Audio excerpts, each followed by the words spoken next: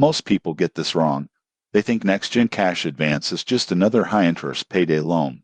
But the surprising truth in 2026 is that it's a fast, transparent tool for accessing earned wages with clear fees and optional budgeting support. Here's how it works. NextGen Cash Advance allows you to withdraw part of your earned income before payday, usually within hours. Instead of charging high interest, it charges a flat fee per advance. The 2026 version also offers repayment reminders, spending alerts, and tips to manage short-term finances responsibly. The catch: overusing the service can be costly. Small fees accumulate quickly if you rely on advances regularly. Missed repayments can also limit future access or incur additional charges. Tips for responsible use: 1.